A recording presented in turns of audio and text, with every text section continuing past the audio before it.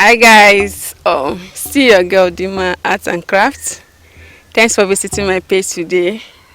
So today I am at Amachara community in Enugu-Ezike. Today I'm here to show you something that makes these people very unique. Something that made them to stand out among other people. There is this very thing about them that caused my heart to visit them today, to showcase this tradition about them. And I'm here to bring it to my desk today. And I'm here with one of sir, please can you introduce yourself to my viewers there? Yeah, my name is Chief Anthony Elugu. Chief Anthony Elugu. Ebedike one of Amachara Autonomous Community. Okay. I'm here. Okay, anyị kpọrịta n'asụsụ ban. O nwere ihe dị n'embe narị ka amechara unu na-eme dụmọị. Nsogbu m bịa welekere anya amụfụ ma gosi m elekere ndị ọzọ ma heze mụta malaka na nwere ya bụ ihe dị ezigbo ọyị. Gịnị bụ ihe na-efo eji mara mbe na anyị nọnwụsha na gịnị? Okay, mbe na anyị nọnwụsha bụ na ụkwụ ụkpa. Ya bụ ụkwụ adọ Ogbono.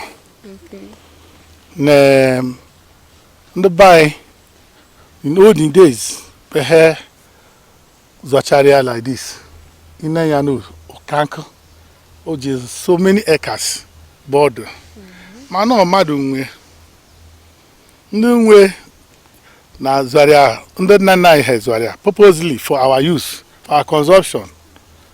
Before no one abrego, for ne meptere egu basara, ego na, obre economic trees, coordinata. Nende Nana Hamiri, I would eat as one of the best vegetable in Obodai. And today, no card the care si we debe. If under na chota shobono. Tabo school hour. Many children on the school. Me Ogbono abundu nwe bonde ogere umuna.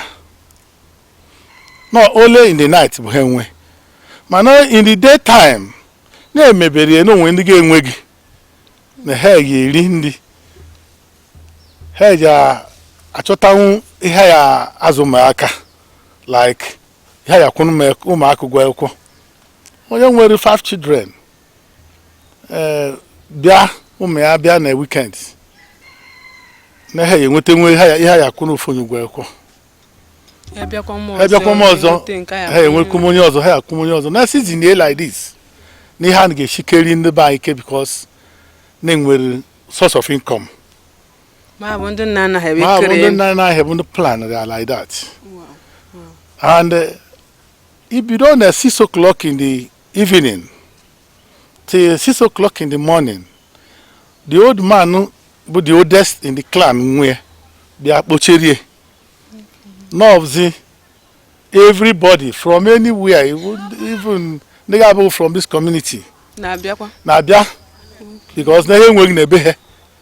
But here was sort of top going to carry in the Bia a booty.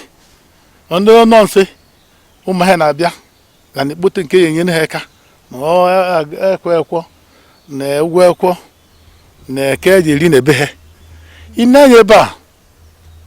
Ya fuka umaka ka edebecheri mbe na mbe ni onye nwete onye vuta nke ote tobe onye ọbụla mara nke onye ọbụla nwa nke o nwere na-eje na nke nwane ba ha na-egwu egwu ha mara age mate here because na na ishikota ụkpa ha ncha mara onwe ha na onye abụ onye amechara onye abụ onye Ikpamodo onye abụ the neighboring village step na-abịa machara age mate because it in they unite they buy very well.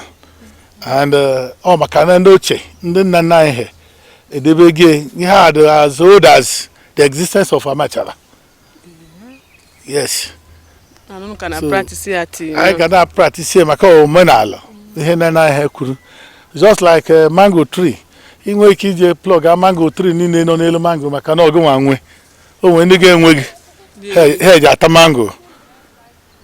Enwere cashew nuts, enwere udara.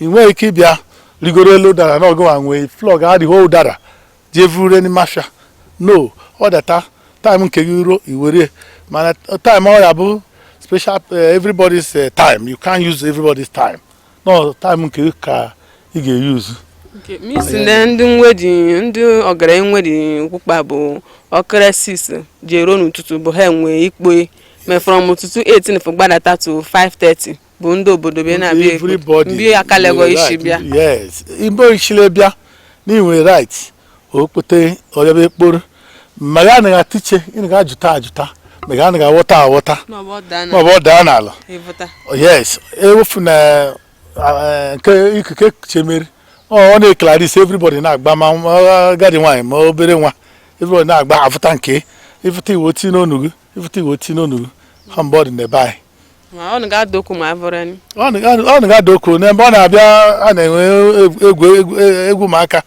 onye ajideka azọra o nwere ike onye eke azọfụrụ ya onye ji eribe ka bụ onye nweni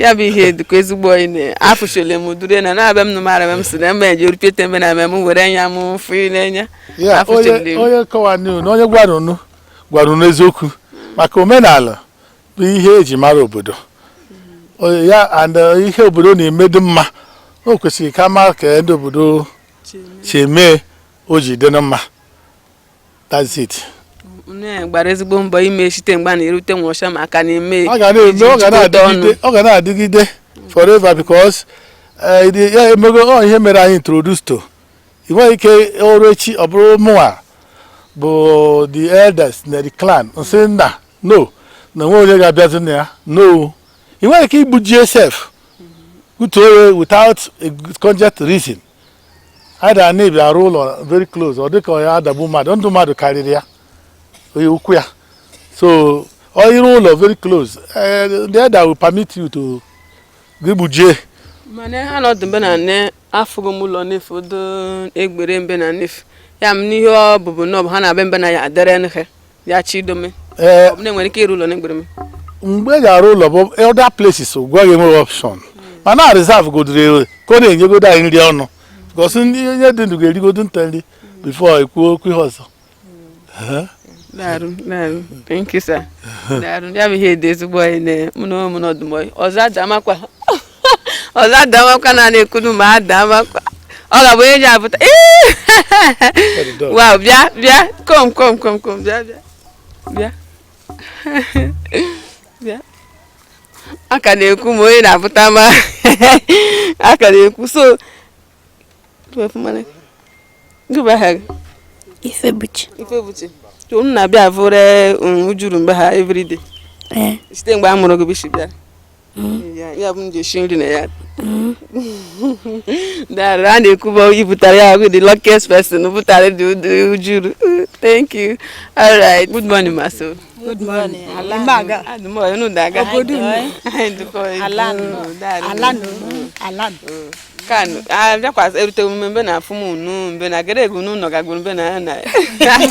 Let's remember gunu no gaguru ana. Ai biara mai vutai ha je wo terofi. Ya bo Ogbono. Okay. Me hear the body na pa bo Ukpa. Ukpa mu neki. Ukpa ba neki ba. Okay.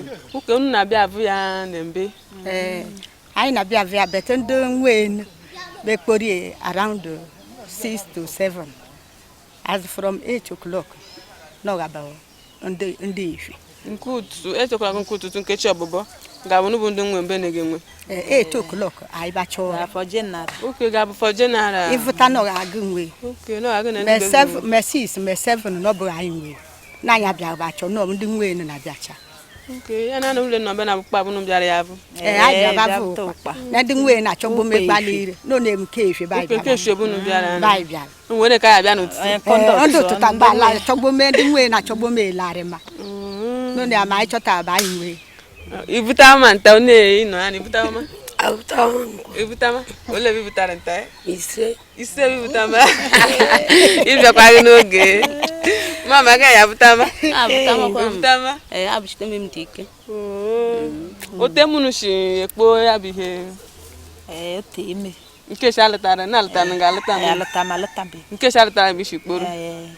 mgbe ya bụ iji azụ ụmụ gị. Ya bụ iji mee azụ m nọ na anyị na-ejere afịa n'ụbọchị anyị na-eje dịga afịa. Ma ụmụ ekwe kpoghere anyị be were pasịrị taịm. Ya na ha nọ mgbe na anụ na anyị ejeghị ego Ukpukpa na asụ nji esi nri. Nọ mgbe na m na-ekpote nkwu nji esi nri. Anyị ga-egote. No kama ọbụ chọrọ na-eshikpote minere abịakwọta n'igote ga-egote. Okay, ma ego eshikpote gị bụ na-eji ashoji ego. Na-echite unu alụtara unu bụ ihe na-eme ya chidome. Ma ada ezigbo yo. Ọ dị ezigbo yo. Ọ dị ezigbo yo. Igwe omenala bụ ọ bụ. Ndị isi mere ya atọ nụ. Ndị gboo. Ha medoro ịkụma mgbe ndị shikere ahụ n'ọrụ so ndị nke esote ha were ewu netere onwe ha anya. Obodo anyị ha wuo netere onwe anyị ha wuo netere anyị. Ya na nwa agbalịje na-ajụkwa je kpote n'isi ga ya azụ. Asị m ya ma oge mgbe a chọrọ oshighe na ọbịa. Ma lata ma ya kpumere lata ya gbaleka ya. Ya gbaleka ya. Na good morning sir. Good morning. Hambo Dima. Okay, hambo Enugu-Ezike. Okay, go. Agụnụ bụ ihe mfu mere mbe na adịdị adị n'iche na mba ọzọ na nwere ihe asị ọ na-eme mbe na adị iche na mba ọzọ ọdụm ọzọ ihe musa m bịa ma jụta ma ndị mbe. Ihe na-eme mbe nye dị iche ka mbe ndị ọzọ. Ka mbe ndị ọzọ n'ifu n'ere anya mbe ya afụcha ndị mmadụ. Ifumukwu si ya bụ ụkwụ ọgbọnọ. Maka omenala ebe anyị si ada. Na o nwere clan nwe this place. This particular place ya na-eke bụ ụmụagbada amachala. Mana ịbịa na this clan o nwere ndị nwunye ọgaranya. Ya bụ the eldest person in the clan bụ onye na-afụ maka this ụkwụ ọgbọnọ nọ here. But nego shi nwere no bụga because no ya nwe na mmadụ ama bịa vụtazi dị ya Ogbono. Because no nwe ndị ga-enwe. Enyere ya na-eme dịka esego. Ọ bụ anyị kakwutere anyị akakwute. Even nna anyị kakwutere anyị akakwute. Ọ bụ ihe ọ bụ omenala ntọala atọrọ very far long. So ịbịa okra ana 6 like ndị a na-achọta dị Ogbono. Okra 6 now na ha lagharị. Okay. So nke dara na nyas from that 6 till 6 o'clock in the morning. Bụ onye nwe onye shi na-afịa afụ maka abịa kpụrụ. But from that 6 o'clock in the morning till 6 o'clock in the evening bụ for general. Okay. Irrespective of anywhere ishile ya bịa. Mbịa kala utama je shukwe mem shi ya bịa. Ọ bụrụ ya bịa nwụ that's okay. Ma be chiri ekpokweru. Depends on your capacity. When na-avụta me 200, 300 up to when they have at least about 3-4 cups a day. It depends on your capability. You shall hustle kwa. Ndu bego ya na bịa bụ. Na bịa kwa bụ. Tega enwe mgbe ibu ka mgbe seko. Ene so ni ya bịa ri now. Aso ya bịa 7 the mother happy. Na so ya bịa shito kwa because echi na afukolita anya ma ndị shi na-egwu one thing or the other like that. Omega ino mari fumo ne onye gị na-abụ ka mgba n'isi na-echete mgba anyị ga-abụ. Almost all the time. Okay. Okay. Darun. Ya ba isma bịa nọkute mụ ntama ya malaka mie na anyị na anụ ma ọ bụ eziokwu. Ma me erute fuma na ọ bụ eziokwu fugburu ndị na-avụta gute. Abịakwa the other thing ndị ba anyị dịkwa unique ndị ba ndị our own this thing too unique. Ma ọ bụkwa nke ahụ ma anyị bịakwa na ụdara. Ma they be at some places when they could have done a beer. In my no Cataqua one day, say, I worry a jerry national. More are no condemn. If you cannot that, oh, you have the okay. Yeah, you have the thing. Wow. So, Nemaru Darere, Imagiage or Darana, only gara or picky because. When the name we try one, Buddha, Jerry, and Asham or whatever. You can make good expenses. On a track, a very big penalty. So, by I will unique. Mamma mia, Daru. Thank you, sir. Anya, Daru. Okay.